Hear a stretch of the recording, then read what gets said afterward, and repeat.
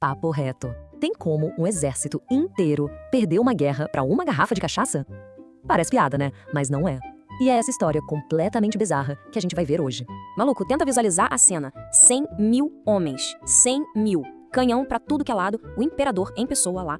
E no final, o grande inimigo que eles tiveram que enfrentar foram eles mesmos. É um nível de cagada, meu irmão, que beira a arte. Aí fica a pergunta, né? Como é que uma lambança desse tamanho sequer aconteceu?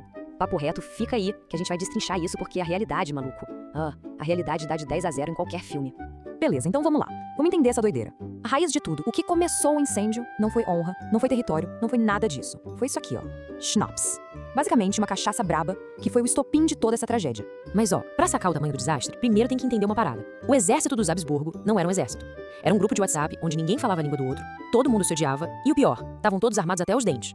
Uma bagunça esperando a primeira faísca pra explodir. Dá uma olhada no mapa. 2 impérios gigantescos, um do lado do outro. A tensão entre o austro-húngaro e o otomano era o tempo todo no talo. E a nossa história acontece exatamente ali, ó, na fronteira. Um lugarzinho chamado Caránsebes. O palco tava prontinho pra dar merda. Então, saca só o nível da confusão. No mesmo exército você tinha austríaco, que era quem mandava e falava alemão, e aí tinha sérvio, croata, húngaro, italiano, uma galera que não só não falava alemão, como muitas vezes se detestava. É o tal do grupo de zap armado que eu falei, uma bomba relógio de comunicação só esperando o momento certo pra detonar. E pra botar mais lenha na fogueira, a tropa já tava só o pó da rabiola. A galera tava exausta, doente e cagando de medo dos otomanos que tinham fama de não ter pena de ninguém. Ou seja, o clima já tava uma merda completa antes mesmo de alguém abrir a primeira garrafa.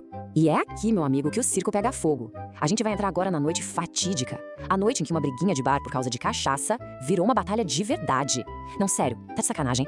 Presta atenção na sequência de cagadas, é quase poético. A noite cai, os hussardos, que eram tipo os playboys da cavalaria, atravessam o rio e compram os barris de schnapps, beleza? Aí chega a infantaria, a peão usada, e pede um gole. Os hussardos mandam um não. Aí já viu, a discussão vira briga, alguém no meio da muvuca dispara um tiro pro alto. Aí, meu irmão, no meio da escuridão e da bebedeira, algum gênio grita: "Turcos! Os turcos estão chegando!" O pânico é total. A galera sai correndo de volta pro acampamento principal. O resto do exército, que não tá entendendo nada, só vê vultos correndo na direção deles e começa a atirar. Pra fechar o caixão, o general da artilharia, achando que tá salvando o dia, manda bombardear tudo. Ele tava bombardeando os próprios soldados. Sinistro. E aqui vem o detalhe que transforma a tragédia em comédia. Os oficiais, os austríacos, no meio daquela zona, começam a gritar Halten, Halten, que em alemão é tipo para.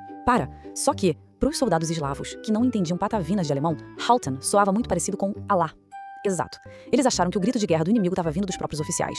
Foi esse caô, essa falha de comunicação ridícula, que selou o destino de todo mundo ali. Aí a noite acaba, o sol começa a nascer e com ele vem a ressaca. E eu não tô falando só da ressaca de schnapps, não. Tô falando daquela ressaca moral, a ressaca da vergonha. Imagina a cena, maluco. O dia clareia e não tem ninguém. Nenhum turco, nenhum inimigo. Só os corpos dos seus próprios companheiros no chão, barris vazios e a vergonha estampada na cara de todo mundo. A ficha caindo de que eles tinham passado a noite inteira se matando. O tamanho da humilhação não dá nem pra medir. E quando você acha que não pode piorar, piora. Porque o exército otomano de verdade, ele só foi chegar 2 dias depois. Os caras chegam prontos pra batalha e encontram o quê? A cidade vazia e o exército inimigo completamente destruído. Eles nem precisaram lutar. Foi a vitória mais fácil da história. Literalmente um WO. E o chefão disso tudo, o imperador José II, ele foi encontrado no meio da bagunça toda, depois de ter caído com cavalo e tudo dentro de um riacho. Um vexame, a moral dele foi pro esgoto e a saúde dele nunca mais foi a mesma. Deu ruim, mas deu muito ruim pra ele. Beleza, a história é um show de horrores cômico. Mas, papo reto, o que a gente aprende com uma cagada desse calibre?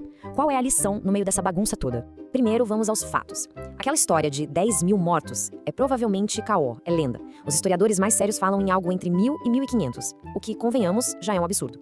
Mas, sinceramente, o número nem importa tanto. A vergonha e o nível de estupidez continuam exatamente os mesmos. Essa bizarrice toda tem até nome técnico no meio militar. Névoa de guerra.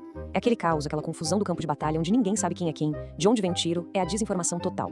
E essa batalha, ou melhor, essa não batalha é o exemplo perfeito disso. É a névoa de guerra com um porre de snaps. Porque no final das contas, o problema não foi só a bebida. O álcool foi só o catalisador.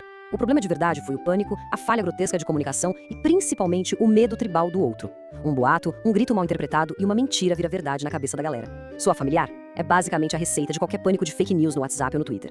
Essa história tem mais de 200 anos, mas podia ter acontecido ontem. Isso tudo deixa a gente com uma pergunta meio sinistra, né? Será que o inimigo mais perigoso que a gente enfrenta não é o exército do outro lado, mas sim o pânico e o medo dentro da nossa própria cabeça? Se você curtiu essa aula de como não fazer guerra, senta o dedo no like, se inscreve pra não ser um russado bêbado na vida e confere os outros